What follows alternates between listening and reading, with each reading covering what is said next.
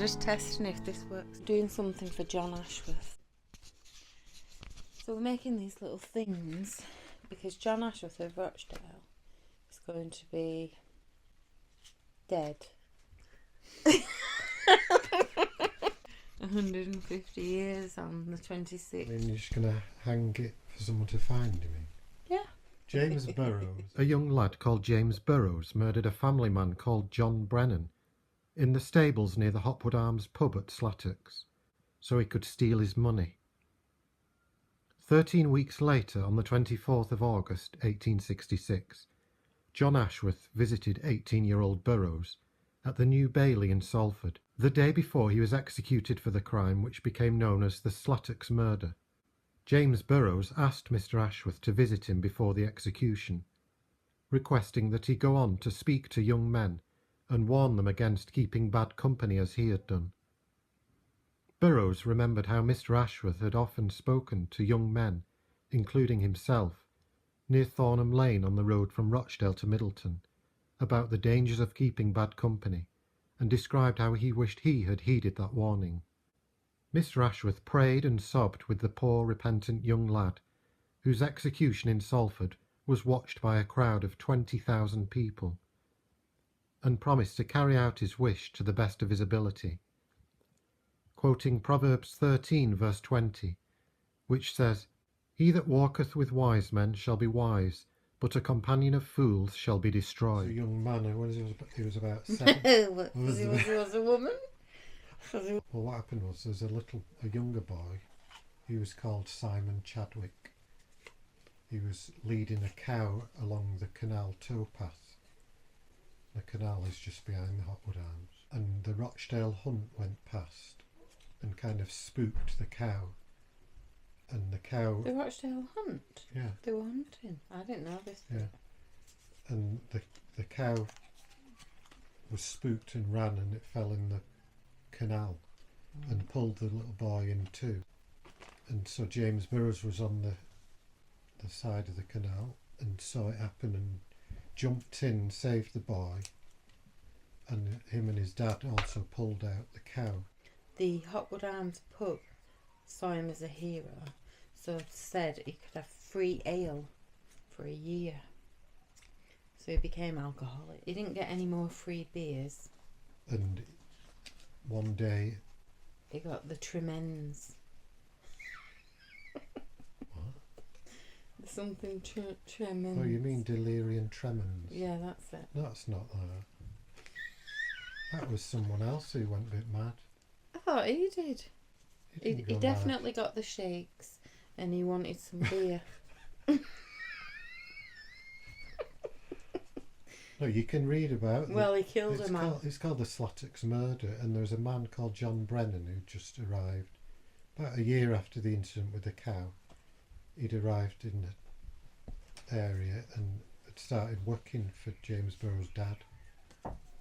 And James Burrows had no money to buy beer, so he followed John Brennan, the man, into the new man. Oh, it's good how you know the name. Into the stables and killed him with a crowbar. Well, didn't he ask him for money first? Oh yeah. Yeah, he didn't just take him and kill him.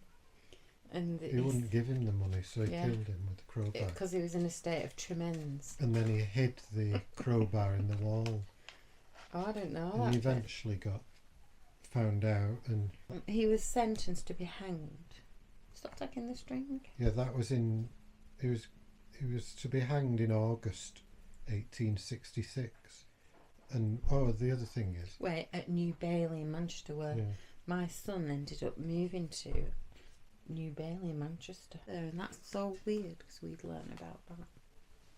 Before all this happened, James Burrows used to hang around the bottom of Thornham Lane, which is just opposite the Hopwood Arms. And John Ashworth used to walk that way, and once James Burrows remembered John Ashworth warning them all to stick close to God, basically.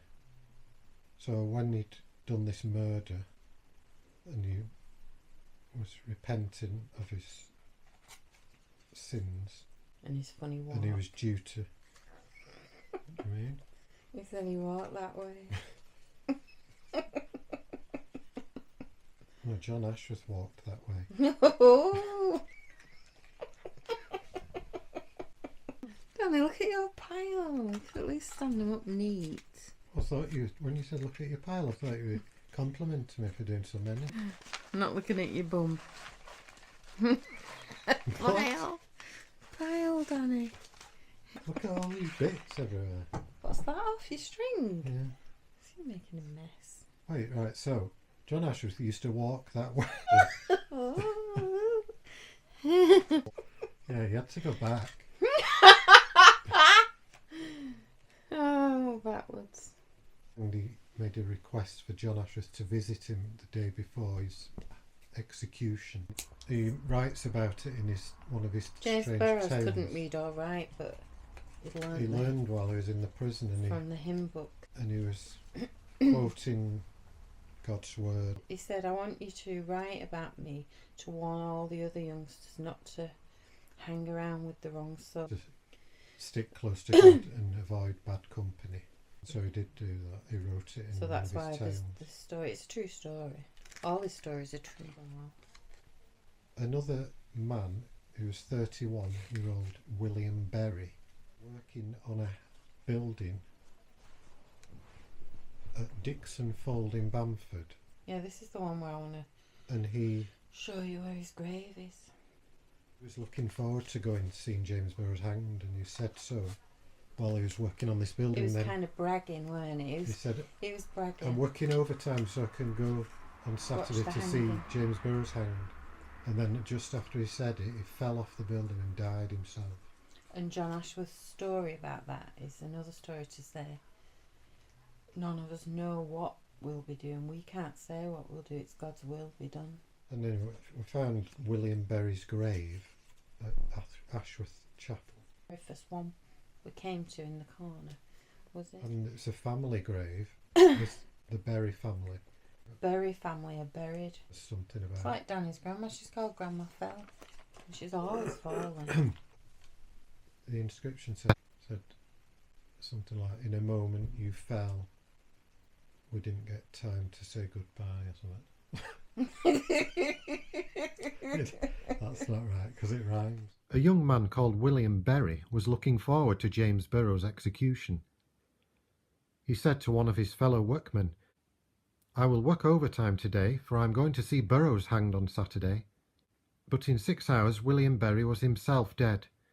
Immediately after he had spoken the words, he fell from the top of a building in Bamford and was killed on the spot. John Ashworth said, he went to his account before the man he was going to see executed. So uncertain is human life, and no man is wise who is not prepared for this uncertainty. William Berry's death was reported in the Bury Times on Saturday the 25th of August, 1866. The news report said, Fatal accident. On Tuesday evening a labourer named William Berry was killed at Dixon Fold near Bamford. Deceased on the day in question was labouring for a number of bricklayers who were employed on the erection of a new mill at Dixon Fold for Mr. J. Porritt, Crimble Hall.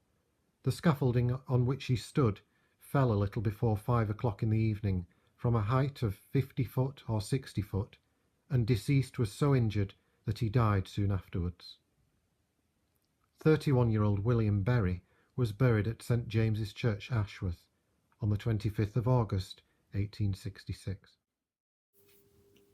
That mysterious law of association by which the sound of bells, the scent of flowers, the falling of a leaf, or any other incident calls up from memory's storehouse thoughts and feelings long since cherished but almost forgotten, seems by the order of Providence to be a wise arrangement by which the events of the past shall bear some relation to the things of the present and often to the future, binding together in a series of links generation after generation, making of all one vast family, so that anything affecting one in some degree affects all. The falling of a leaf one calm evening in autumn became the parent of these reflections. The sun had just sunk down behind the hills, tinging the heavens with the purple hues of his departing glory. Placid night hung out her sable pall, veiling the distant objects from view. And silence with her mighty eloquence poured her strange language on the pensive soul.